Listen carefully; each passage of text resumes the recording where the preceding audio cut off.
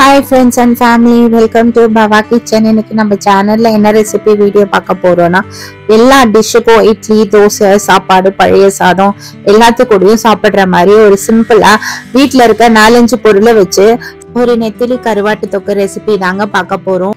நான் அன்னைக்கு சுட சுட சாப்பாட்டுக்கு தாங்க இந்த நெத்திலி கருவாட்டு தொக்கு சாப்பிட்டேன். சூப்பரா இருந்தது.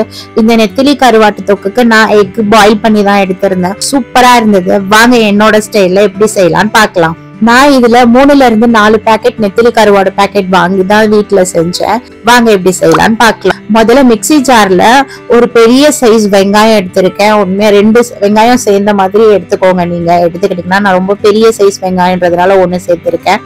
பழுத்த தக்காளி 2 சேர்த்திருக்கேன். நீங்க எத்தனை வெங்காயம் எடுக்கிறீங்களோ அதே அளவுக்கு தக்காளியும் எடுத்துக்கோங்க. 2ஐயும் சேர்த்து ஒரே மாதிரி மிக்சி ஜார்ல சேர்த்து கொஞ்சம் இந்த மாதிரி கொரன்னு அரைக்கிற மாதிரி அரைச்சுக்கோங்க. என்னடா 2ஐயும் சேர்த்து ஒன்னா அரைக்கிறேன்னு நினைக்காதீங்க. இந்த ரெசிபிக்கு இதுதான் டேஸ்டும் கொடுக்கும். வாங்க எப்படி செய்யலாம்னு பார்க்கலாம். முதல்ல வானல்ல நல்லா காஞ்சதும் எண்ணெய் ஊத்திக்கிறேன். எண்ணெய் 2-3 கரண்டி எண்ணெய் ஊத்திக்கிறேன். ஏன்னா கொஞ்சம் இந்த தொக்குக்கு கொஞ்சம் எண்ணெய் ஜாஸ்தியா இருந்தா நல்லா இருக்கும். வரமிளகாய் எடுத்திருக்கேன். வரமிளகாய் 4-5 எடுத்திருக்கேன். விதையெல்லாம் எடுக்காம அப்படியேதான் சேர்த்திருக்கேன். கொஞ்சம் வருந்ததும் நம்ம எடுத்து கிளீன் பண்ணி வச்சிருக்க நெத்திலி கருவாடை இதோட சேர்த்துக்கோங்க. கருவாடை சேர்த்து நல்லா வறுத்துருங்க. கருவாடு நல்லா ஃபர்ஸ்ட் நீங்க கிண்டும் போது லைட்டா ஒட்டுற மாதிரி இருக்கும் கடாயில. அப்புறம் சரியாயிடும். அதுக்கப்புறம் நல்லா வறுத்துட்டே இருந்துங்க. ஹை ஃபிளேம்ல தான் நான் வச்சு இதை நம்ம எண்ணெயிலே நல்லா கோல்டன் ப்ரௌன் ஆற வரைக்கும் நல்லா கருவாடை நல்லா வறுத்துக்கணுங்க. நான் ஹை ஃபிளேம்ல தான் இதை வச்சு வறுத்தேன். நீங்க வேணும்னா லோ ஃபிளேம்ல வச்சு செஞ்சாலும் நல்லா கோல்டன் ப்ரௌன் ஆற வரைக்கும் நல்லா வறுத்துக்கோங்க. இந்த ஸ்டேஜ்ல நான் இப்ப என்ன பண்றேன்னா தக்காளி வெங்காயம் அரைச்சு வச்சிருக்கேன்ல அந்த பேஸ்ட்டையும் இதோட சேர்த்துக்கிறேன். இதுல நம்ம தண்ணி ஊத்த போறது கிடையாது. அதனால இதுல இருக்க தண்ணியே தான், தக்காளி வெங்காயத்துல இருக்க தண்ணியே போதும். ஒரு சிட்டிக்க உப்பு சேர்த்திருக்கேன். ஏன்னா கருவாடுல உப்பு இருக்குன்றதுனால.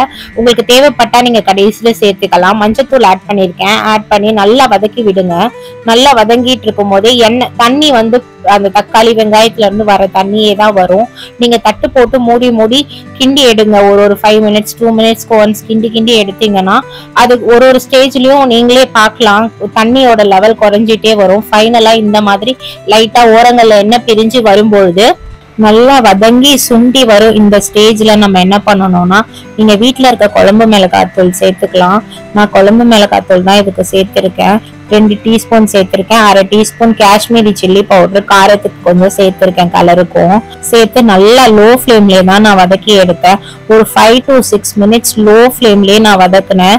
நம்ம சேர்த்த குழம்பு மிளகாய்த்தூளோட பச்சை ஸ்மெல் போற வரைக்கும் நல்லா வதக்கிக்கோங்க. நல்லா வதங்கி நம்ம ஊத்தின எண்ணெய் எல்லாம் பிரிஞ்சு வரும். அந்த ஸ்டேஜ்ல நீங்க இறக்கிட்டீங்கன்னா போதும்.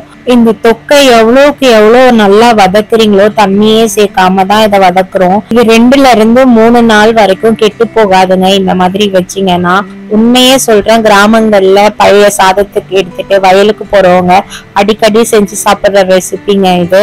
நீங்களும் ட்ரை பண்ணி பாருங்க. இட்லி, தோசை, தயிர் சாதம், சாம்பார் சாதம் எல்லாத்துக்கூடயும் நல்லா இருக்கும் இந்த ரெசிபி. நான் ஒயிட் ரைஸோட இதை ட்ரை பண்ணி பார்த்தேன். சூப்பரா இருந்ததுங்க. நீங்களும் கண்டிப்பா இதை வீட்டுல ட்ரை பண்ணி பாருங்க. கடைசியா நல்லா ஓரங்கள் பிரிஞ்சு வரும்போது கருவேப்பிலை ஒரு கொத்து மட்டும் ஆட் பண்ணி கிளறி மூடி வச்சிருங்க. ஃபைனலா கருவேப்பிலை சேர்க்கறது இந்த ரெசிபியோட இன்னொரு லெவலுக்கு கொண்டு போயிடுங்க. உண்மையா இந்த கருவேப்பிலை ஃபிளேவர் அப்படி இருக்கும். நீங்க ட்ரை பண்ணி பாருங்க. இந்த கருவாட்டு தொக்கோட முட்டையும் வச்சு சாப்பிடும் போது வேற லெவல்ல இருக்குங்க. உண்மையா ஒரு கரண்டி கருவாட்டு தொக்குக்கு ஒரு தட்டு சாதம் நம்ம சாப்பிடலாம். அந்த மாதிரி இருக்குங்க இந்த ரெசிபி. நீங்க ட்ரை பண்ணி பார்த்துட்டு எனக்கு கமெண்ட்ல சொல்லுங்க. இந்த ரெசிபி வீடியோ உங்களுக்கு பிடிச்சிருக்கும் நான் நினைக்கிறேன். இதே மாதிரி இன்னொரு ரெசிபி வீடியோ நம்ம சேனல்ல நான் நிறைய அப்லோட் பண்ண ட்ரை பண்றேன். நம்ம சேனல்ல நிறைய பேர் சப்ஸ்கிரைப் பண்ணாம பாக்குறீங்க. ப்ளீஸ் சப்ஸ்கிரைப் பண்ணிட்டு பாருங்க. நம்ம சேனலுக்கு உங்க சப்போர்ட்டை கொடுங்க. இந்த கருவாட்டு தொக்கு ரெசிபி உங்களுக்கு பிடிச்சிருக்கும் நான் நினைக்கிறேன். பிடிச்சிருந்தா லைக் பண்ணுங்க, ஷேர் பண்ணுங்க, சப்ஸ்கிரைப் பண்ணுங்க. பக்கத்துல இருக்க பெல் பட்டனை கிளிக் பண்ணிக்கோங்க. அப்பதான் நம்ம போடுற வீடியோ உங்களுக்கு வரும். பாய். இன்னொரு வீடியோல பாக்குறேன்.